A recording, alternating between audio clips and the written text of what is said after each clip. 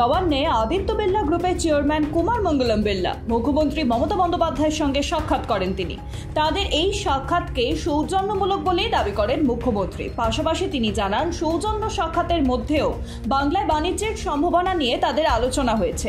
এ রাজ্যে বিনিয়োগের আগ্রহ প্রকাশ করেছেন কুমার মঙ্গলম বিড়লা। এক্স হ্যান্ডেলের বৈঠকের ছবি পোস্ট করেন মুখ্যমন্ত্রী।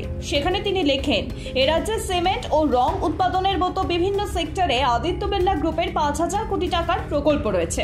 এবার তারা কলকাতায় বিশ্বমানের শিক্ষা প্রতিষ্ঠান খোলার পরিকল্পনা করছে, সেই সঙ্গে আরো নতুন বিনিয়োগের কথাও ভাবছে। মমতা জানিয়েছেন, এইসব বিষয় নিয়ে তাদের মধ্যে আলোচনা হয়েছে। রাজ্য সব রকম সাহায্য করবে বলে কুমার মঙ্গলম বিড়লাকে আশ্বাস দেন মুখ্যমন্ত্রী। রাজ্যে আগে রং কারখানা গড়ে তোলার জন্য আগ্রহ প্রকাশ করেছে আদিত্য বিড়লা শিল্পগোষ্ঠী। খড়গপুরে প্রায় 80 একর জমিতে হচ্ছে কারখানাটি। বিনিয়োগ হবে আনুমানিক 1,000 কোটি টাকা।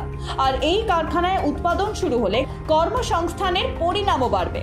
তার ফলে রাজ্যে কাজের পরিবেশ আরো সুগম হবে বলেই মত ওয়াকিবহল মহলের একাংশের। কিন্তু রাজ্যে শিল্পের অতীতের কথা মাথায় রেখে সিঁদুরে মেঘ দেখছেন অনেকে। কারণ রাজ্যে একটি শিল্পের কফিনের উপর দিয়ে হেঁটেই 2011 সালে ক্ষমতায় এসেছিল মমতা বন্দ্যোপাধ্যায়।